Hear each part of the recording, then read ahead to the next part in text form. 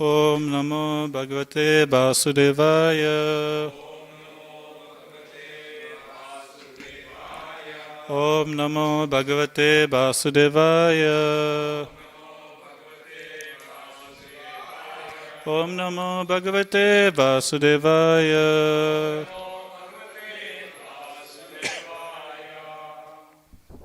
Reading from Srimad Bhagavatam, Canto number 4, chapter number 23, titled Maharaj Pṛthu's Going Back Home. Text number 15.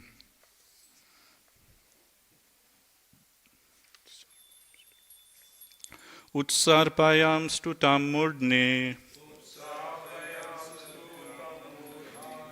Utsarpayam stutam murdne. Kramena vesya nispriha. Karmena vesya nispriha. Vayum vayo shitokayam. Vayum vayo shitokayam. Tejas tejasya yujat. Tejas tejasya yujat. Utsarpayam stutam mudne.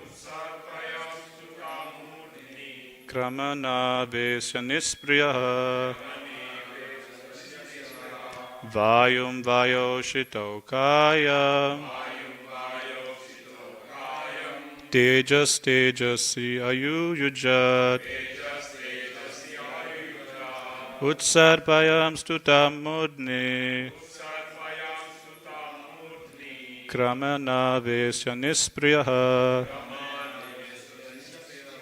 Vayum vayo shitokaya.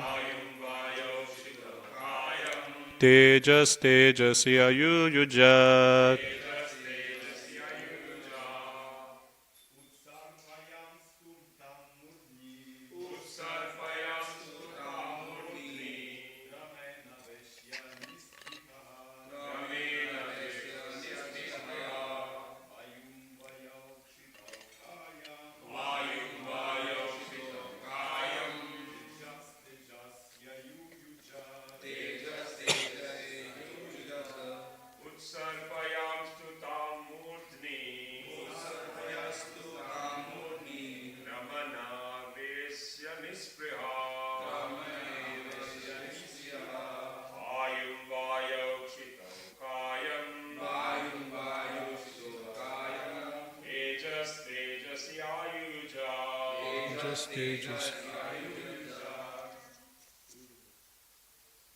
Mataji's. Utsarpayam stutam mudne.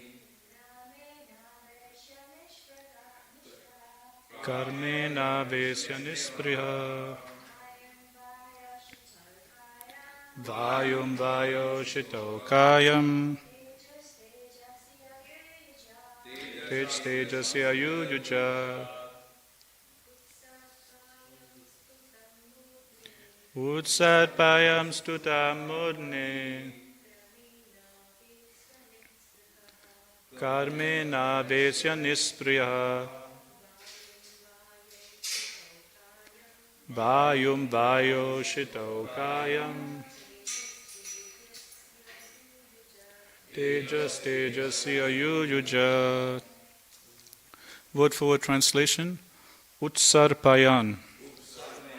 Thus placing. Tu. But. Tam. The air. Murdni. On the head. Kramena. Gradually. Avesya. Placing. Nispriha. Being freed from all material desires. Vayum. The air portion of the body. Vayo. In the total air covering the universe. Shito. In the total covering of earth. Kayam. this material body. Tejaha, the fire in the body. Tejasi, in the total fire of the material covering. Ayu Yujat, mixed. Translation and purport by His Divine Grace, Srila A.C. Bhaktivedanta Swami Srila Prabhupada, Srila Prabhupada Ki Jai. Translation. In this way, Pṛthu Mahārāja gradually raised his air of life up to the hole in his skull, whereupon he lost all desire for material existence. Gradually he merged his air of life with the totality of air, his body with the totality of earth, and the fire within his body with the totality of fire. Purport. When the spiritual spark, which is described as 1/10,000th part of the tip of a hair, is forced into material existence, that spark is covered by gross and subtle material elements. The material body is composed of 5 gross elements: earth, water, fire, air, and ether, and 3 subtle elements: mind, intelligence, and ego. When one attains liberation, he is freed from these material coverings. Indeed, success in yoga involves getting free from these material coverings and entering into spiritual existence. Lord Buddha's teachings of nirvana are based on this principle. Lord Buddha instructed his followers to give up these material coverings by means of meditation and yoga. Lord Buddha did not give any information about the soul, but if one follows his instructions strictly, he will ultimately become free from the material coverings and attain nirvana. When a living entity gives up the material coverings, he remains a spirit soul. This spirit soul must enter into the spiritual sky to merge into the Brahman effulgence. Unfortunately, unless the living entity has information of the spiritual world and the Vaikunthas, there is a 99.9% chance of his falling down again into material existence. There is, however, a small chance of being promoted to a spiritual planet from the Brahman effulgence, or the Brahma Jyoti. This Brahma Jyoti is considered by impersonalists to be without variety, and the Buddhists consider it to be void. In either case, whether one accepts the spiritual sky as being without variety or void, there is none of the spiritual bliss which is enjoyed in the spiritual planets, the Vaikunthas or Krishna Loka. In the absence of varieties of enjoyment, the spirit soul gradually feels an attraction to enjoy a life of bliss, and not having any information of Krishna Loka or Vaikuntha Loka, he naturally falls down to material activities in order to enjoy material varieties. Om Ajnana Timirandasya Jnananjana Salakaya Chaksuramanitam Yena Tasmai Shri Gurave Namaha. Jai Shri Krishna Chaitanya Prabhu Nityananda Shri Advaita Gadadhara Shivasadi Gaura Bhaktavrinda. Hare Krishna Krishna Krishna Hare Hare, Hare Rama Rama Rama Hare Hare.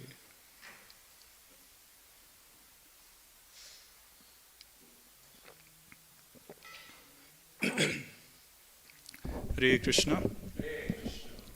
Thank you for coming to Srimad Bhagavatam class today. We're continuing our discussion from the 4th canto, chapter number 23, Mahārāja Pṛthu's Going Back Home.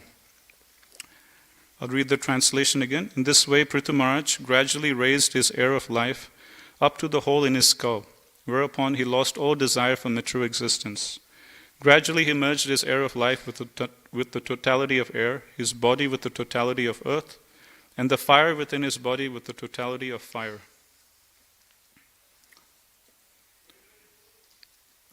So now in this final chapter of Mahārāja Pṛthu's pastimes, we're seeing how Mahārāja Pṛthu is preparing to go back home, back to Godhead.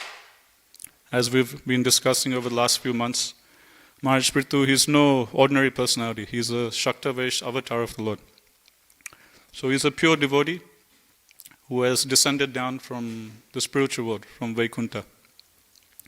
And at the start of this chapter, we saw that Mahārāja Pṛthu and his wife Atri, they take to the Vanaprastha ashram. So they give up the kingdom, they go to the forest, Tapavan, and they start performing severe austerities to please the Supreme Personality of Godhead.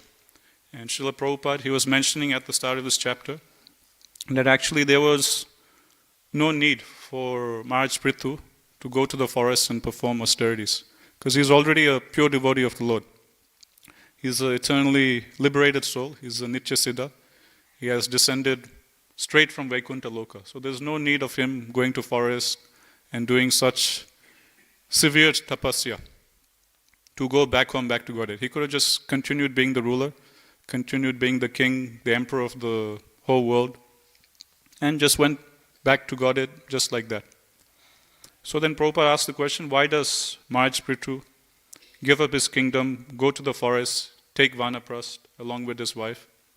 What is the reason? Because technically speaking, there was no need for him to do it for his own personal sake. Prabhupada explains that the reason Mahārāja Pṛthu goes to the forest is to set the ideal example for all of his citizens. This is the mood of a Vaishnava or a devotee. A devotee, Prabhupada says, a devotee is one who always thinks about the benefit of others, and is always planning and calculating in his mind how I can benefit or help many, many more souls come to Krishna's lotus feet. So yes, on one hand, Mahārāja Pṛthu, he didn't have to go to forest. He could have just stayed as the emperor and just gone back to Godhead like that.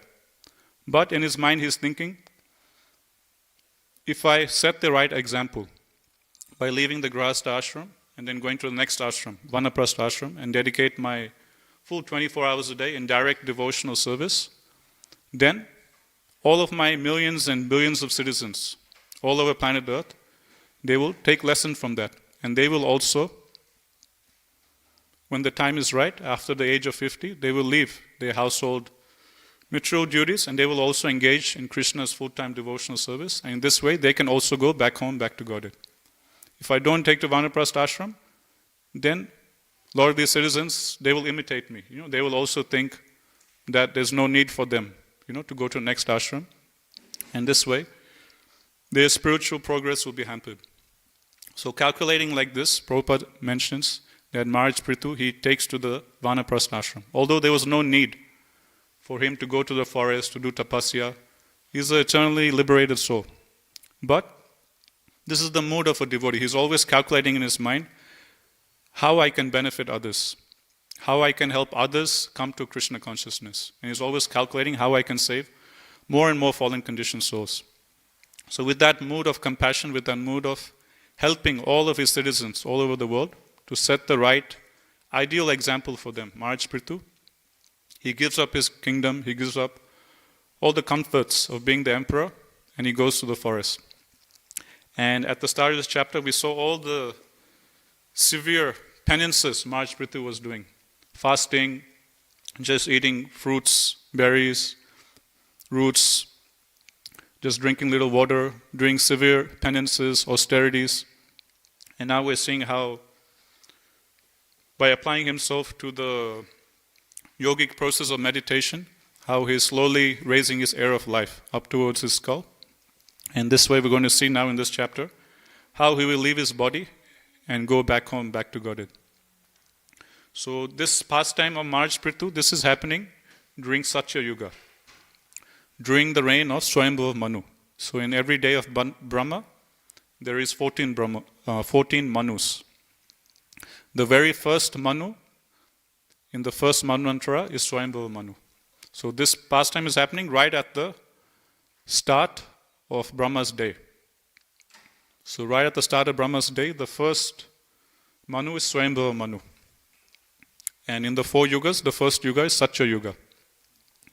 So Mahārāja Pṛthu's pastimes, this pastime is happening during Satya Yuga. In Satya Yuga, the recommended prescribed process of self-realization is meditation.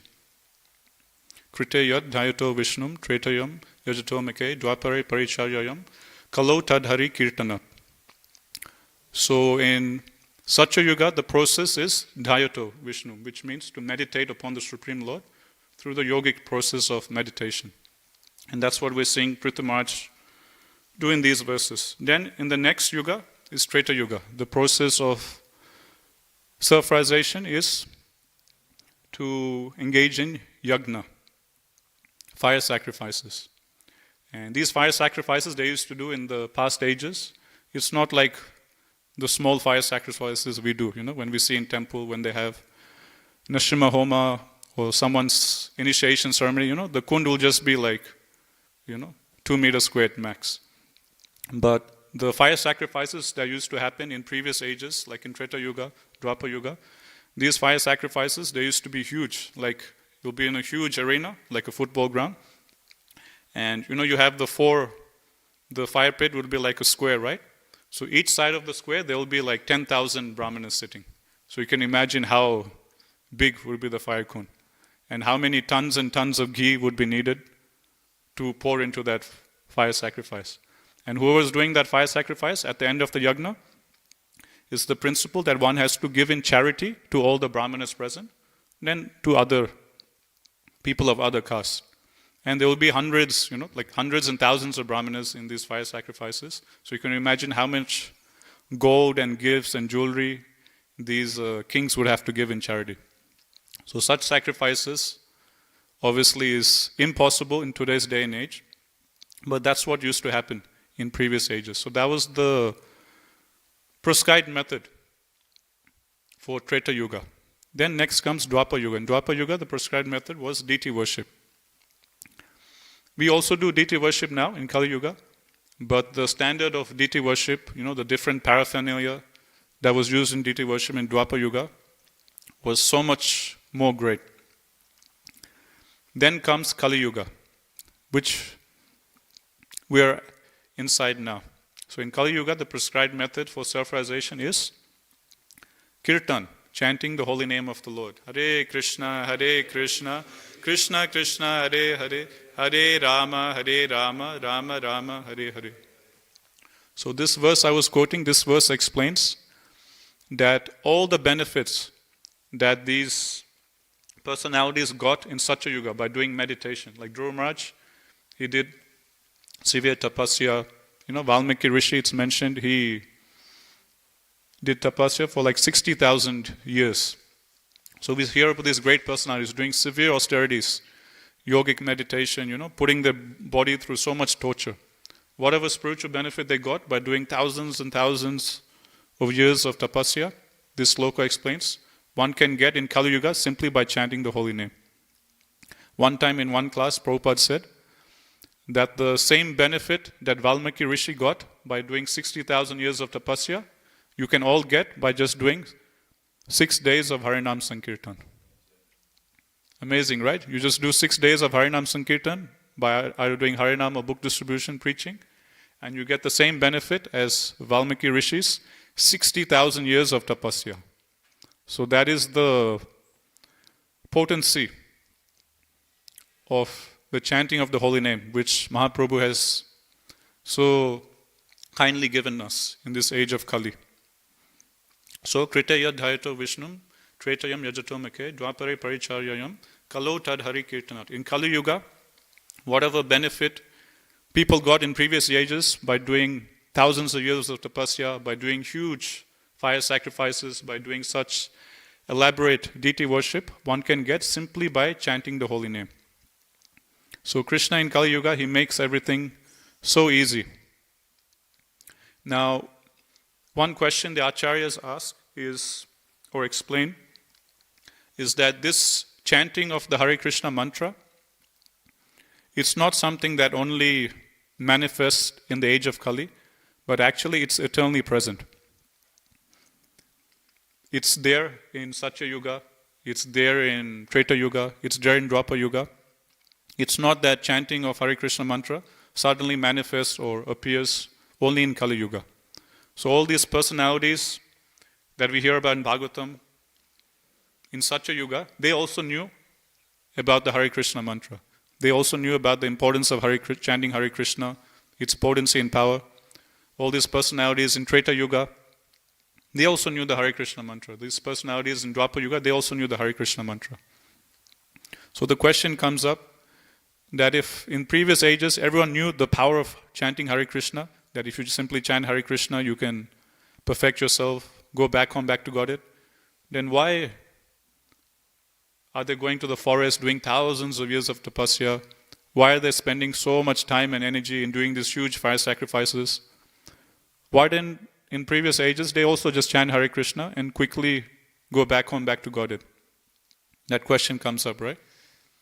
So our acharyas explain the reason why in previous ages, although the holy name was available, although the Maha Mantra was known, everyone knows the potency of Maha Mantra, why did they still not chant or perfect themselves by chanting the holy name? Why did they put themselves through such severe austerities of doing tapasya, doing elaborate fire sacrifices? The reason is, the acharyas explain, in previous ages, these personalities, they were so great, they had so much power and potency, that they were thinking that chanting Hare Krishna, that's just too simple.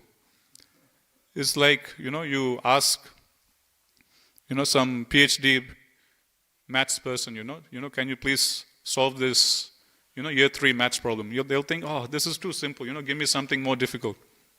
I have studied maths so much, I need something, for my capacity, give me some nice, double integral question or calculus question that I can solve.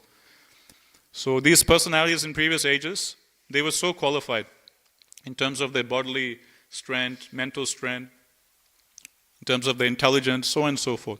So that's why they needed something bit more than just chanting Hare Krishna. Chanting Hare Krishna, that's just too simple. You just sit and you just chant Hare Krishna, Krishna Krishna, Hare Hare, Hare Rama, Rama Rama, Hare Hare. For them, the acharyas explained that was just too simple. They needed something more because of their abilities, strength, and resources. So that's why they went to the forest and they did these thousands of years of tapasya. And as we're reading in these verses, this yoga system that Maharaj Pṛthu is performing, it's so complicated, like when we read it, hard to understand. You read it again and again, still it's very technical, very complicated to understand, raising the air of life from this chakra to that chakra, closing this hole of the body, closing that hole of the body. So for them, they need something like that, something that will be worthwhile, for their capacity. So the acharyas explained this Hare Krishna mantra was there present eternally during all the ages. But in previous ages, because their capacity is so much, it's just too simple for them to just chant Hare Krishna. They need something more. So that's why they used to perform these huge yagnas, do these elaborate fire sacrifices, deity worship, so on and so forth.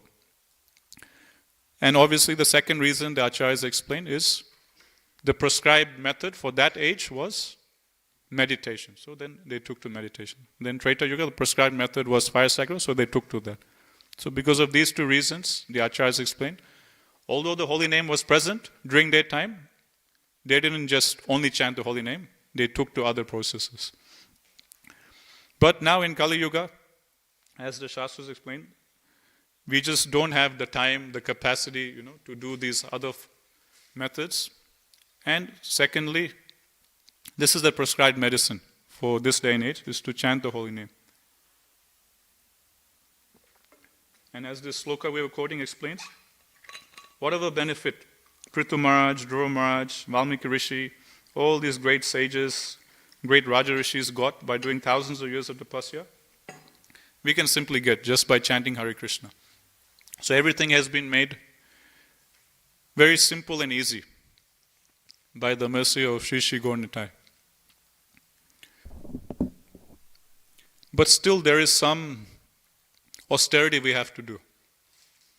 I remember one time I was on traveling Sankirtan with Ghanshyam Prabhu, and that time I was reading second canto. I think this was in Wagga Wagga. I was reading second canto, the pastime of Lord Brahma, how when he's first created, when he first takes birth from the navel of Garbhadaksha Vishnu. At that time he sits in meditation and he hears this two syllables, ta and pa, tapa, which means perform penance, perform tapasya. And Prabhupada, in that section, he explains how if we want to attain success in anything, especially in spiritual life, we have to do tapasya. We have to perform some austerity or some penance. So I was reading that, and then I remember asking, we were inside a caravan park. So usually when we go on traveling Sankirtan, we book caravan parks for different towns where we're going to stay and distribute books. So I remember we were in the caravan park, I was reading, and I was asking Ghanshyam Prabhu this question, that in Krishna consciousness, what is our tapasya? What is our austerity? In these previous ages, they used to go to forest, and they used to do so much tapasya, fasting and meditating, putting their body through so many physical difficulties, so on and so forth. But for us, everything is so easy. We just come, hear Bhagavatam, read Bhagavatam, chant, dance, feast. Everything is so easy and simple. There's like no austerity. So for us as devotees, what is the austerity? Because Krishna is telling Brahma that if you want perfection in spiritual life, you have to do austerity. So I asked Prabhu the question. So for us as devotees, what is the austerity that we should perform? Like, should we voluntarily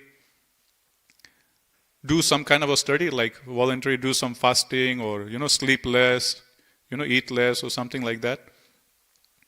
And I remember Ghanshyam Prabhu, he answered this question by explaining that for us, our austerity or our penance is in carrying out the instructions of our spiritual master. In carrying out the instructions of Guru and Gauranga, whatever difficulties, whatever obstacles that come in our way, that is our austerity, that is our penance. Just like you take Srila Prabhupada. He got the instruction from his Guru Maharaj to print books and to preach in the Western world, preach in the English language in the Western world. And Srila Prabhupada, in the course of trying to fulfill the instruction, so many hardships he had to go through, so many austerities he had to go through. So that is the austerity for us. Our austerity is in facing whatever difficulties and challenges that come in our way when we try to fulfill the instructions or the desires of our spiritual masters, of Guru and Gauranga. So we see that with Srila Prabhupada. Throughout his whole life, he went through so many obstacles, so many struggles. He used to be working as a pharmacist, supporting his family, and at the same time, in his spare time, he used to translate Bhagavad Gita into English, write purports, and he had written a full 1,000-page manuscript. And then one day, that manuscript just gets stolen. And then Prabhupada, again, he has to rewrite the whole manuscript. And his family wasn't very supportive. His godbrothers, they also weren't so supportive. So everything Prabhupada had to struggle himself. He himself had to go to the printer, give his manuscripts. He himself had to do the fundraising to print his own books. He used to go door to door, collect funds. And then he himself traveled all by himself to America. He suffered 2 heart attacks. Then finally, when he arrived in America, for the first whole year in New York, literally 0 success. If you study Lilamrit, we will see. For the first whole year Prabhupada was in America, he literally had 0 success. Hardly any followers, hardly any results. Still Prabhupada didn't give up. First time he's leaving India, going to America, and he's facing the New York winter, sub-0 degrees, snowing. So many austerities Srila Prabhupada had to went through. One time Srila Prabhupada said that I had to literally walk on fire to establish this movement. So this was Srila Prabhupada's own words of how much austerity he had to go through to establish ISKCON. So in his own words, Srila Prabhupada said, I had to literally walk on fire to establish ISKCON. So that's how much austerity Srila Prabhupada took. We can't even imagine, just putting our finger in fire, what to speak of walking on fire. But Prabhupada said that's how much hardship, troubles and austerities he had to go through to establish ISKCON for us. To establish ISKCON, to fulfill the desire of his spiritual master. So for us, yes, we also undergo austerity. We also undergo penance. What is austerity? What is our penance? Our austerity and penance is not to go to a forest, to do fasting, to eat fruits and roots. That is not our austerity. Our austerity is in trying to fulfill all the desires and instructions of our spiritual masters. And whatever challenges and obstacles that come in the way, that is our austerity. So definitely, as we're trying to carry out the instructions of Mahaprabhu, of Srila Prabhupada, of our spiritual masters, Maya, she will definitely put forward many obstacles and challenges. And not letting that obstacle push us back, overcoming and keep going forward, that is our austerity. So we don't have to artificially try to put ourselves into some kind of, physical austerity. That is not needed. One time, for example, Srila Prabhupada, he was going on a morning walk, and one of his disciples came and joined him. And Prabhupada saw that this disciple, he wasn't wearing shoes for the morning walk or slippers. And then Prabhupada immediately told this disciple that, what is this?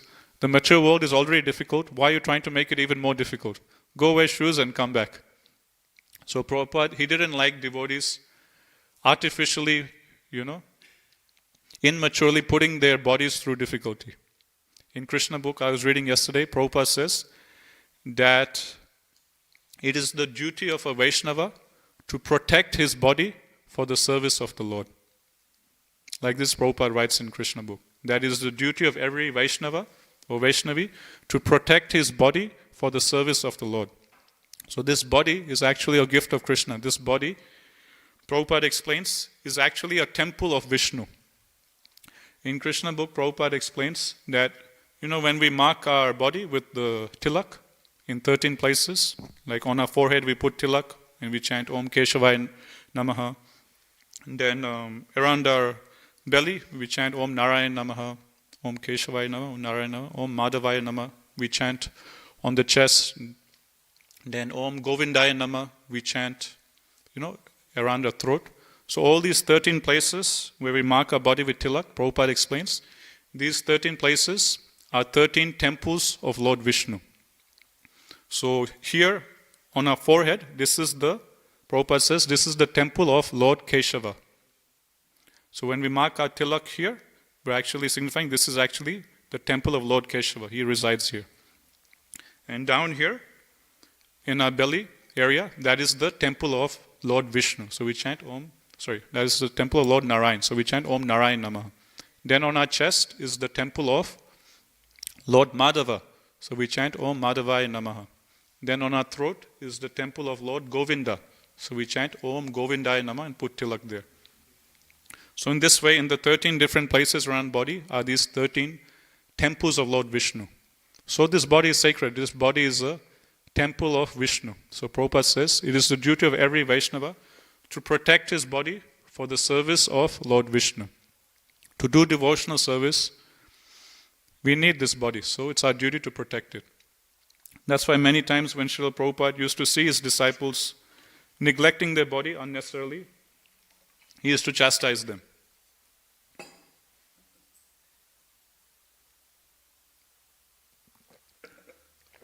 Another example regarding this, one time Srila Prabhupada was giving Bhagavatam class and he was speaking, and as he was giving class, one devotee walks into the class. And Prabhupada immediately, he looks at the devotee and then stops his class and starts talking to this devotee, and openly in front of everyone, Prabhupada asks this devotee that so-and-so, are you eating chicken? Like that Prabhupada asked him. And this devotee is completely shocked. All the devotees who are sitting in Bhagavatam class, they're completely shocked. And then there's silence. This devotee doesn't know what to say. Then Prabhupada again asks this devotee, are you eating chicken? And then this devotee says, no, Prabhupada, I'm not eating chicken. Then Prabhupada says, no, you're lying. You are eating chicken. It is so cold, it's winter time, and you're coming just with a dhoti and kurta. You're not wearing, jumper, socks, beanie, nothing. It's like freezing cold and you're just coming to class with kurta and dhoti. So definitely you must be eating chicken. This is how the meat eaters, they keep warm. They eat a lot of meat, they eat a lot of chicken, and that's how they're able to keep their body warm. So because you're coming to class like this, without covering yourself nicely during winter time, you must be eating chicken. Like that, Prabhupada chastises this disciple. So that's how heavy Srila Prabhupada was. Another time, this was happened to one of Prabhupada's personal servants. I think it might be Shrutakirti Prabhu. That he used to massage Srila Prabhupada. And one day, he was massage, and Prabhupada, when he used to get his massage, he wanted devotees, to put a lot of pressure and give him a nice, solid massage. Srila Prabhupada said, 3 things keep me alive.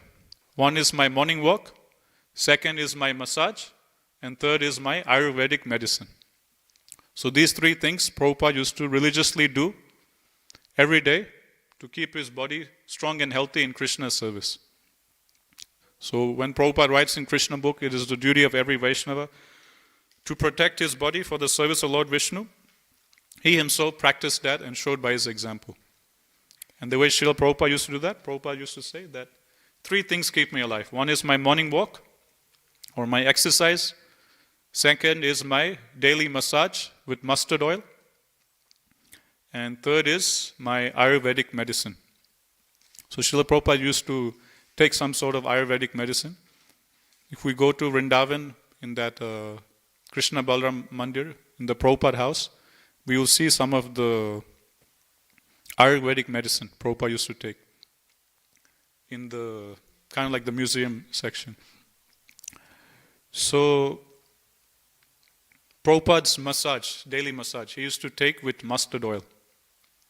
One time, one devotee, he asked Bhavananda Prabhu this question, that did Prabhupada have any unique fragrance or smell, that, because this devotee was, Bhavananda Prabhu, he was so close to Srila Prabhupada. So this devotee asked Bhavananda Prabhu this question, that, do you remember Prabhupada having certain fragrance or unique smell? And Bhavananda Prabhu said, yes, Prabhupada used to smell of mustard oil and sandalwood. So because he used to always take mustard oil massage, so when you would go near him, you could smell the mustard oil. And also he used to put sandalwood paste or sandalwood oil on his head to keep his head cool. So sometimes you could smell sandalwood also. So when it's time for Prabhupada's massage, before his lunch, generally Prabhupada he used to get in his gamcha, and his servant used to give him a nice, good massage with mustard oil. And Prabhupada wanted devotees to really get into him and give him a nice, solid, strong massage. So this day, Sutakirti Prabhu explains that he wasn't massaging Srila Prabhupada with so much strength and energy because he had gone on a diet and he had reduced his eating. So that's why his energy was less and he wasn't able to give a strong massage. And then again, Prabhupada said, what's happening? Why aren't you massaging properly?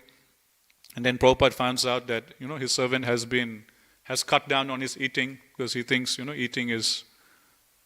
eating too much is Maya. I should go on a diet. I should, so on and so forth. And when Prabhupada hears this, Prabhupada immediately chastises his servant, that if you don't eat nicely, then who will give me a proper massage? This is your duty. This is your service to give me a nice proper massage. So for that, you have to eat properly. What is all this fasting business? So like this, Prabhupada chastised this devotee also. Another time, Prabhupada was on morning walk. Again, it's cold early in the morning. And Prabhupada sees one of his disciples comes with nothing covering his body. And at that time, Prabhupada had 2 chadars, like 2 shawls, one on top of each other. So Prabhupada, he took off his own shawl, one of his chadars, and he gave it to his disciple to cover himself. So this was Srila Prabhupada's mood. Srila Prabhupada didn't want us to artificially put our body through invented, austerities. As Prabhupada says, the material world is already difficult. We don't have to make it more difficult. And we need to take care of our body so we can use it nicely in Krishna's service. So this is not our austerity. So we don't have to do like Pṛthu Mahārāja, in the blazing summer heat, surround ourselves with fires, in the freezing winter time, going and dipping in the water, So that is not the austerity prescribed for us. For us, our austerity is in carrying out the instructions of Guru and Gauranga. Whatever difficulties, challenges that come in our way, in carrying out the instructions of Guru and Gauranga, that is austerity. We don't have to do anything separate. So that was Srila Prabhupada's mood. Now, in the purport, Prabhupada talks a bit about Brahma Jyoti.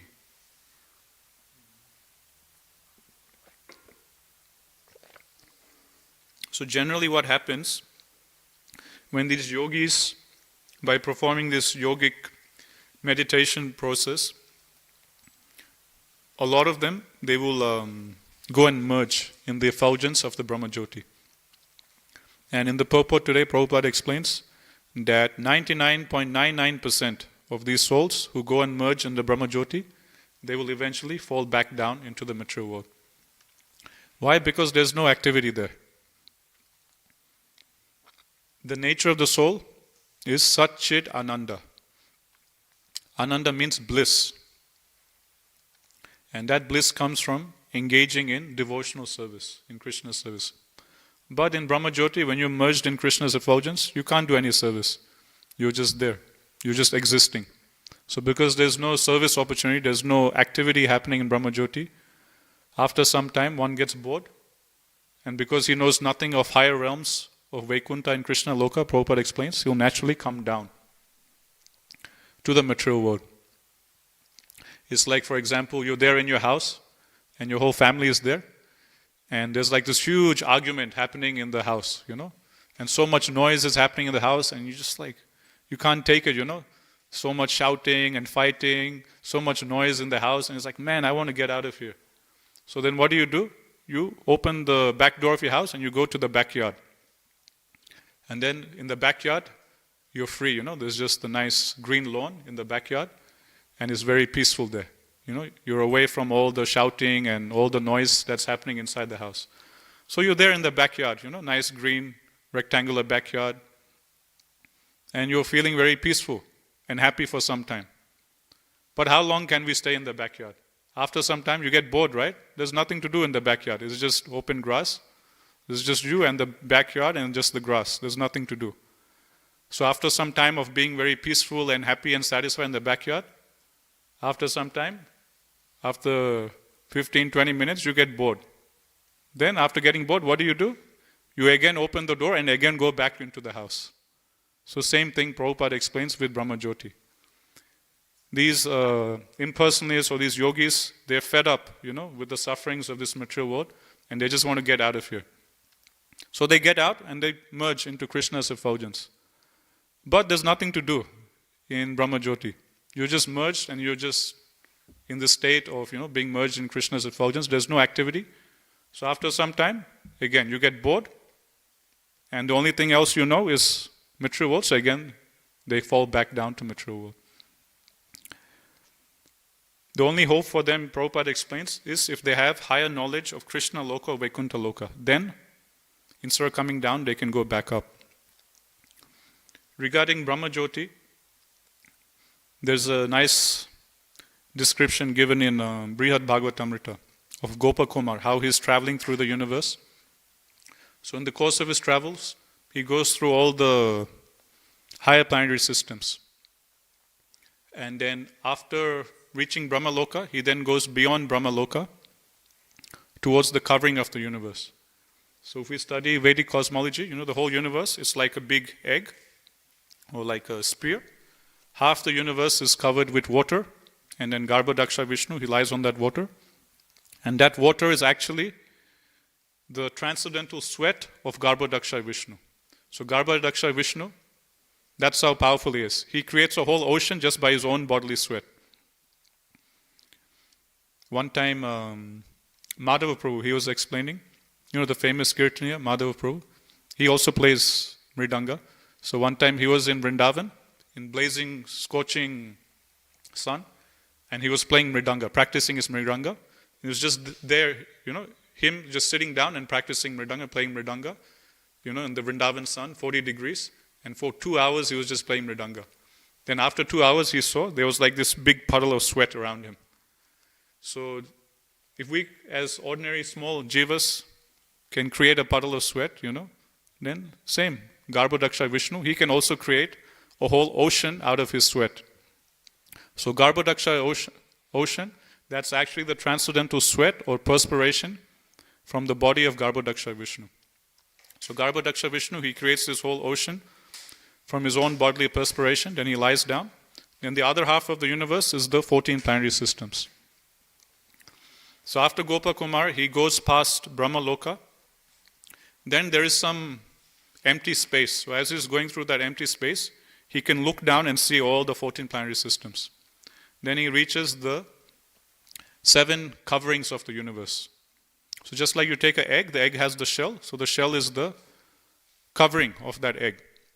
So in the same way, our universe, or every mature universe, has a shell. And this shell doesn't just have one layer, it has 7 layers. And what are these 7 layers? These 7 layers are the mature elements that we hear about today in today's verse. Earth, water, fire, air, ether. Then there is a layer of ego. And then there is a layer of Mahatattva. And then the final layer is that of Prakriti. So these are the 8 layers which surround each universe. So this is the shell of each universe. And each layer is 10 times thicker than the previous layer.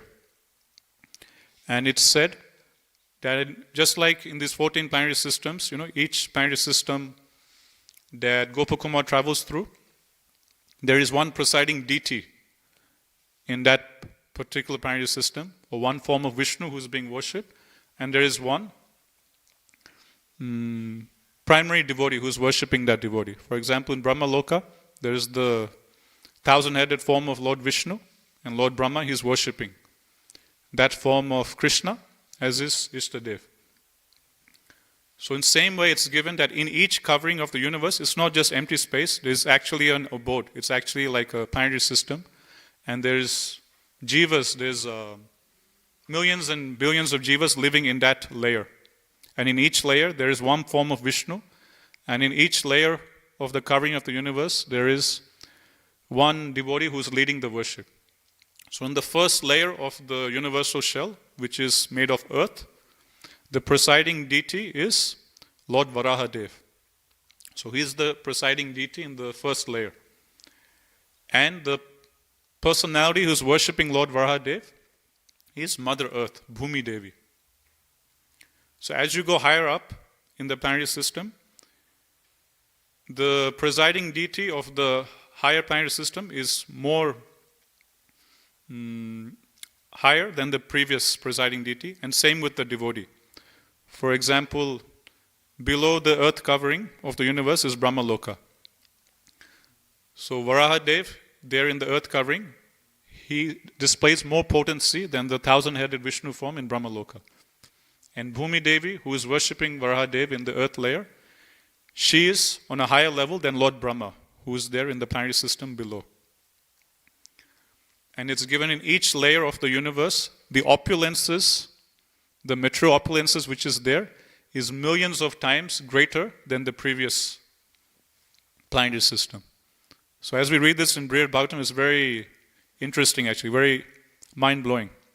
This is like transcendental, geography, transcendental cosmology.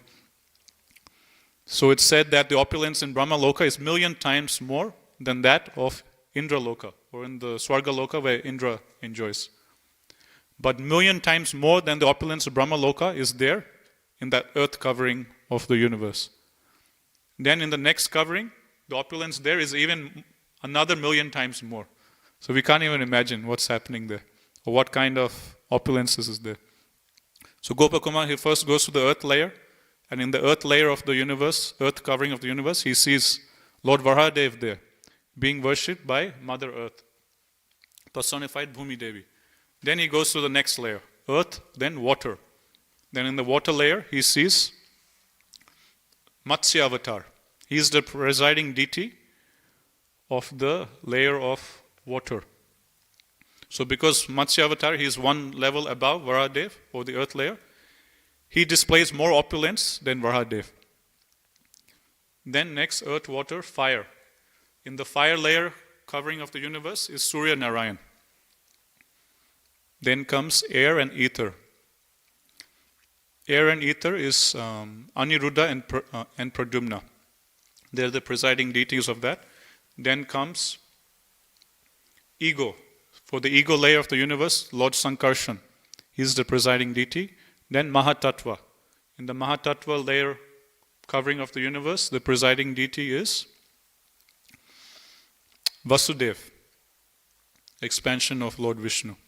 Then comes the final layer, the final covering of the universe, which is Prakriti. So when Gopakumar finally reaches the final covering of the universe, there, guess who he sees? Who do you think is the presiding deity of the final layer, which is Prakriti? It's Mohini Murti. Very interesting, right? None of us would have guessed. So right in the final covering of the universe, just before he is about to break out of the material universe, in the final covering of the universe, Gopakumar, he sees Mohini Murti there. And the devotee who's leading the worship of Mohini Murti there is Maya personified. Material nature personified. So Maya personified there is worshipping Mohini Murti. Which means Mohini Murti, she's much more superior, much more beautiful, much more enchanting than Maya Devi herself. So like this, Gopakumar, he goes through the different layers. Then finally, after crossing through the final layer of the universe, he then comes to Brahma Jyoti. So Brahma Jyoti is like in between the material universe, the material world, and the spiritual world. It's like the junction in between. So as soon as a jiva, he breaks through the different coverings of the universe, the next thing he comes into is the Brahma Jyoti. Then above the Brahma Jyoti is Kailash. Above the Brahma Jyoti is the abode of Lord Shiva. Then above that is Vaikuntha Loka. Then is the abode of Lord Ram, Ayodhya. Then comes Dwaraka. Then comes Goloka Vrindavan. Like this all is described in Brihad Bhagavatamrita. So when Gopakumar, he then comes to the Brahma Jyoti, it's known as Mahakalapura. That's like the technical term given in Brihad Bhagavatamrita for Brahma Jyoti. When he breaks through the coverings of the universe, comes to Brahma Jyoti, there's like so much light, so much effulgence, he can't see. And he has to close his eyes. It's just so much light coming. It's like completely blinding and he can't see anything. And he has to close his eyes. Then slowly, it's given that he starts to, open his eyes, and then he sees a form of Krishna, a form of Vishnu. Very beautiful, very effulgent. And he gets completely mesmerized by that form of Vishnu. But just after seeing that form of Vishnu, that immediately that form of Vishnu or Krishna, it gets, that form disappears in the light. So for a moment he's able to see, then again it disappears with the infinite light which is there. Then after some time, again he sees the form, then again that form just disappears in the intense light. And then he can see that in the effulgence that's coming from this form, which is the Brahma Jyoti, like these small, like spiritual sparks. So that's all the souls which are merged into the body, merged into the effulgence of Vishnu. And on one hand, he's getting these glimpses of this form. On the other hand, he feels himself going to merge into the effulgence also. And as he's feeling that, that pull of being merged in the effulgence, he's feeling scared. Like, I don't want to, give up my identity and just merge into effulgence. So as he's experiencing all this in the Brahma Jyoti layer, at that time, Gopakumar, he sees Lord Shiva descending from above on his bull. And Lord Shiva, he has a nice, beautiful garland. And his garland is not made out of beautiful flowers. His garland is made out of skulls. And Srila Sanatana Goswami explains that this garland of skulls that Lord Shiva wears is actually made from the skulls of all great Vaishnavas.